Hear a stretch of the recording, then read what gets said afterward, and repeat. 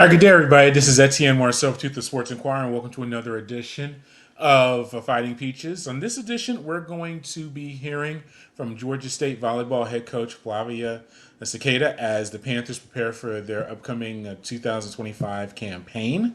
Before we get to Flavia and all things Georgia State volleyball, make sure to head to our website, sportsinquirer.net, premier site for news, notes, and world sports. You can also go to our social media platforms on Twitter/X, Instagram, and Facebook. Just look us up on the Etienne Marceau or the Sports Inquirer. And finally, make sure you like, share, and subscribe to our audio and video hosts, which include YouTube, SoundCloud, Spotify, and more. As I mentioned, I was just telling you now, I was able to head down to Atlanta and speak with Georgia State volleyball head coach Flavia Siqueira as the Panthers prepare for their upcoming season. Really good conversation face to face with her about all things Georgia State volleyball as the Panthers embark on their next campaign. I'm really looking forward to y'all hearing and watching this. Enjoy. I think I know by now.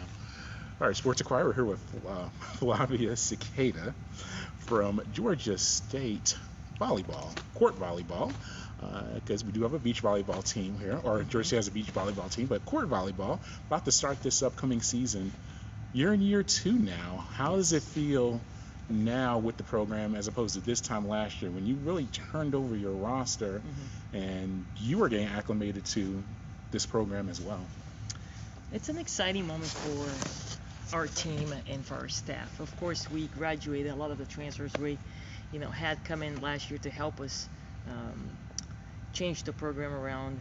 But we're excited with the pieces that we added for this season as well. We believe that they fit what we're looking for in order to continue, to make the program better with the culture and with, of course, the level of play for this conference. So it's exciting. And of course, you still have to learn so much about the Sun Belt, and there's, always the challenges of, great teams and how we're going to compete against them. But I think the main focus for Georgia State is still to build our own legacy, build our own brand, our own name, and, continue to do that within our own team first, and then go out there and worry about the rest of the conference. Yeah, you mentioned year 1. You turned over the roster and brought in a lot of upperclassmen, seniors, but this year not as much. You actually have some, I think, more players returning. Correct. Was that the intention just for that first year? You just wanted to field that type of roster, or was that dictated by anything? And what dictated this year's makeup of really kind of trying to stay maybe more in-house? I think it's half and half. To have a balanced team with experience and with broad talent, in my opinion, it's what's going to help the program be successful, and later on perhaps have more freshmen that can set the base and set the tone for the years to come. But we're not there yet. Having the mature players to come in, even if they only have a year to offer, I think it's important to continue to rebuild the program. Yeah, and what was your takeaway from last year and just being in the conference, seeing the team play? What did you take away from last year that will be good for you coming into this year? Especially for the coaches and the athletes, that every set matters in this conference. Not every game, every set. We made it to the conference tournament based on one set differential for the team that was below us, which is crazy. So taking each set at a time and each match at a time in order to continue to achieve the goals is to make to the conference tournament and so forth. I think it's the biggest lesson we learned after the season was over. When we had our final meeting, we said, wow, that was close, because of a few points here and there. So not to take for granted. If you're having a good win, go ahead and score as many points as you can. If you're struggling, to try to push the extra set if you can and get an extra point here and there. So I think that's the biggest challenge for us last year, was we weren't sure of how the conference worked and the seeding or anything else, and now that we've been there, it's a little bit better of how do we plan for it. Yeah, and we're here with Flavia from Georgia State volleyball. Let's look at the players.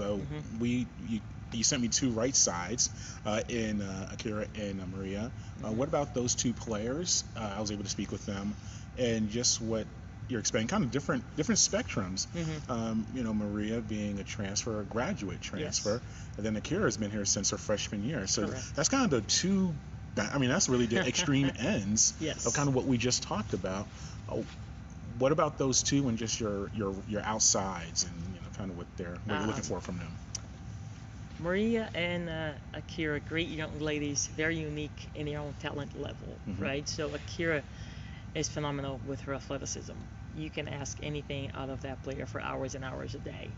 Maria comes in with a lot of volleyball IQ, very, very smart, mature, consistent. And so we believe that we can build our offense around them because of how much they're going to add, to the team. So this has been definitely fun, for the outsides. We have Ale, we have Nas, who are older players, and looking for a lot of consistency with them. The middle, we're somewhat young in the middle. We're still battling a couple injuries from the past. They're still trying to figure out what we're gonna do there. But the setting position, we're young there. You have Yeah, I was noticing that, two yeah. freshmen, and Yeah, that's gonna be. I know. Yeah, I was looking at it as, yeah, she's bringing back or not bringing experience to that Yep, position. we have That's, Shanelle, who is the experienced player. It's going to be our senior.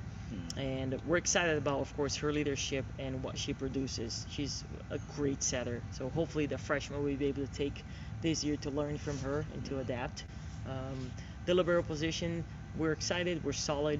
Haiti was here last year as a redshirt, so she was able to watch and learn from Kate. And you get a freshman that has experience from overseas that comes with a controlled sense of the back row. So it's exciting. It's exciting to see all the pieces coming together. Yeah, and I think I was talking maybe to Akira about this is a long preseason, longer than I guess Yes. normal. Uh, what led to that? Was that just the scheduling, just with the NCAA calendar, or was that intentional, trying to get them in early? And has that been beneficial? It was the NCAA changed the rule 2 weeks or 3 weeks in July, so that the craziness of all the coaches calling each other and saying, hey, are we doing this or we're not? It was extremely beneficial for our team, for our point of view, because we're able to give them more time off more often than in the past. Oh, that's different. So we did Okay. not use, let's go 2 or 3 days for 10 days in a row and let's kill everybody because now their bodies are so sore. No, we were able to go 2 full, days and maybe a half day off, 2 full days and a whole day off. That balance, I believe, for the student athlete body is very important. So I appreciated, even though it was a last minute, we're able to accommodate everybody getting in. So for us, I think it was good. Yeah, and how excited is the team to play? I know you have some scrimmages and Yeah. scrim each other, but do you still get that excitement now that the regular season is approaching? When you get to that first, I think Friday or Saturday, when you get back on the court, do you still get that excitement? Absolutely. I always tell the players, the day that I come to a volleyball match and I'm not excited, it's about time to retire, and I still get super anxious, and it's fun. I love what I do, and I love being around them, and they know that. And we're excited for even the scrimmage against UGA, and to play at home is a privilege, and we're able to host 2 tournaments this year. We're super excited about that. So, yeah, it's getting close. All right, and Flavia, and once again with Flavia Siqueira from Georgia State Volleyball. We'll end with some fun questions here, just Okay. as you get ready for the upcoming season. Favorite court that you've been able to coach in, or even back in your playing days, maybe 1 or 2 that you really enjoyed, besides your home here at Georgia State, of course.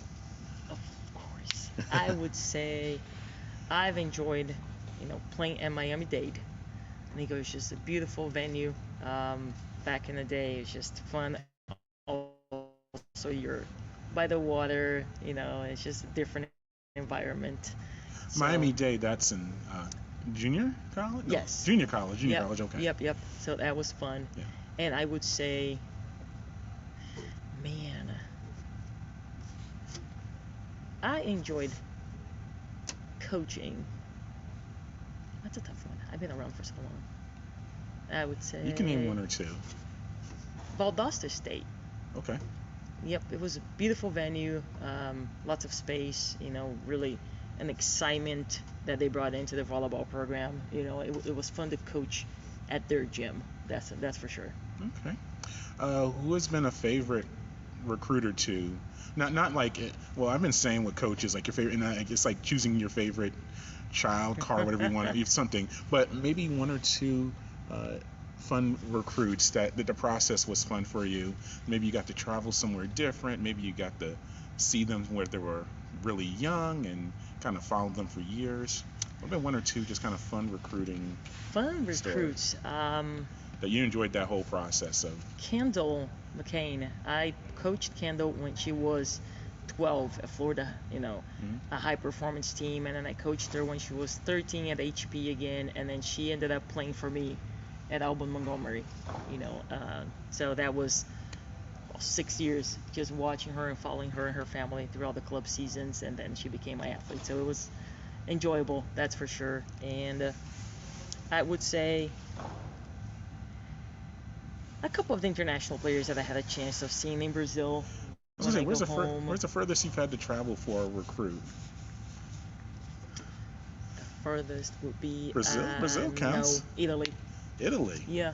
So you got to go to Italy to watch Yes. some players. I went to watch a recruiting combine about 2 years ago, Okay. and that was fun. Where in Italy? Rome. Oh, right, so the capital. Yes. Oh, that's tremendous.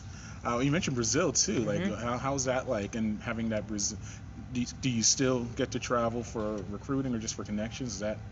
No, I think when I go home, it's a tough time to recruit because it's Christmas and it's Okay. vacation time at home, so the schedules don't match up anymore. When they are having the best tournaments for us to recruit, we're in mid-season. Mm, However, I still have, my coaches down there who always provide the names of, Okay. athletes who are willing, to come to the U.S. So we still have connections. yeah. Favorite uniform combination? Black or black? All black. All black. That's disappointing because you have such a the sports car, red and blue are two of our three colors. It's such a beautiful combination, and it's not just a American thing, but it's just they go so well. But then all the teams, in the athletic department, they stick with the black. It's just very monotone. I wear black every day, so No, I no. love it. No, this is your answer. So no, but I'm a uniform person. It's like, oh man, you have such a beautiful color setup. What's one thing you would, now you've been in collegiate athletics, and especially now at the Division I level, Mhm. what's one thing that you can see maybe done a little bit better or something you can improve on? And I talked to, we're talking to Flavia here, but we talked to Keith from Kennesaw State, Mhm. and he actually, and I'm not influencing your answer, he talked about from the club level, just the overemphasis in a way of players playing that sport the entire time. Mhm. He actually likes when they can take a break, either physically Sure. or mentally, play a different sport. So Sure. that was his answer, kind of along those lines. So if you don't want to say something NCAA, but maybe just in the club volleyball general. scene, Yeah. just in general. It's hard to say, volleyball is growing and it's exciting to see, of course, from the club level to the professional level now. So it's an exciting moment for our youth. But I also think because it's growing, perhaps it's not growing the right way. Mhm. So you're getting more and more club teams, and the development of the athletes sometimes is not done properly. So when you get them to the university level, you have to actually start over at some points with some basic concepts of volleyball. Really? So I Okay. think not because it's more is better. I think before it used to be more condensed, and the training, perhaps you had better coaches with more knowledge and training experience. Now it's just not enough coaches for the amount of athletes and clubs that are available. So that's a balance. And again, it's a great thing. For me, the only negative aspect would be how the athletes are being trained. Maybe we need more coaches, in the U.S. to be devoted to volleyball and actually enjoy Yeah. volleyball on a certain level. But I agree with, coach, there's got to be a break. Club goes 8 months, and then high school starts, and then there's no summer break because everybody's going to camps, and it just keeps going. So hopefully these athletes don't get burnt down by the time they get to college. Do you think, in a weird way, there are too many games in a way? Because they're so focused on tournament, and there's not like, we're just going to practice. And like, because you mentioned, like, when they get to college, some of them are maybe just the fundamentals you're saying are just Yes. lacking because they churn out all these matches. And the injuries as well. Oh, yeah. We're getting some freshmen that have had surgeries or needed to take a break already, you know, and we're like, wow, what happened? So, well, overusage, seeing that maybe you should have been a junior and senior in college because of the amount of times you've played and all the years, you know, warranty on your body. Now you're a freshman, but you have been playing club for the last 8 years, you know. So it's positive, but at the same time, there are always the negative aspects, and I think that's just too much sometimes. Yeah, and then lastly, what's been the best coaching advice that maybe you've received, or have you even been able to give? Maybe you heard it from somebody else that you've been able to give to a player. You know, I'm a big believer in the way you practice, the way you play. You know, you're not gonna just show up one day and become this all-star because it's game time. If you are one of those lucky ones in the world, but I don't believe in that. I believe you have to earn in practice, you know, the playing. So discipline for me is huge. I believe in that. And you know, and we'll end on this one, I promise. Oh, you're good. Yeah, it has been a fun conversation. I really enjoyed this. I think it was Akira that talked about body language being and just her perspective. And so if you listen to this, I implore you to go back and listen to how she broke that down. But just the importance of body language on the court. And she said you are very big on that. Just elaborate on that, because I haven't heard a coach really talk about that. Well, I think that the way that you walk through the court during a game warm-up, and how focused you are and how engaged you are in every movement, it shows that you're prepared for what's coming. If you're just looking everywhere, if your shoulders are down, and if you're not maintaining eye contact with your teammates and coaches, that shows a little bit that maybe you're not there 100%. You know, and again, we just talk about it because every athlete's different. Not everybody's going to have the same, way to walk or the same way to do things. But we want to make sure we remind each other that our presence needs to be bigger, anyway, because we're representing something bigger than ourselves, our staff, and each other and the university. So we cannot just hang out. We have to be, understanding of others are looking up to us, and there's got to be a certain amount of respect in how we do things.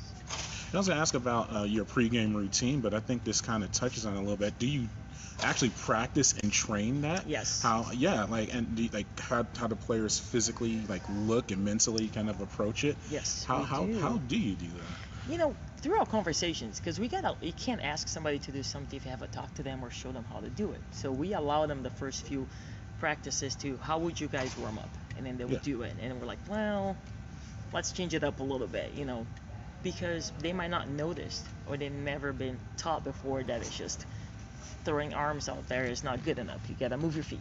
Just because you touch the volleyball, not necessarily is a good touch. There are ways to do things. So we go through preseason with a lot of details like that, to where we go by the time, when we switch the skill level or switch the drill that we're doing and the positions on the court, we time it for them so they have a better understanding of how important each minute is. Well, appreciate the time. Thank you. And we'll catch up during the season, but good luck during this first portion of your campaign. Thank you so much. And that was Flavia Siqueira from Georgia State court volleyball head coach of the Panthers. Really appreciate the time she gave us. A really great conversation. Look forward to keeping track of the entire team and speaking with her throughout the season as the Panthers progress. As always, I thank and appreciate y'all listening and watching this latest edition of the Fighting Peaches. As always, keep track of everything we have going on. Go to the mothership, to sportsinquirer.net. You can also head to our social media platforms on Twitter /X, Instagram, and Facebook. And finally, make sure you like, share, and subscribe to our audio and video host, which include YouTube, SoundCloud, Spotify, and more. This is Etienne Marcel with the Sports Inquirer. Until next time, good fight, good night, and be safe.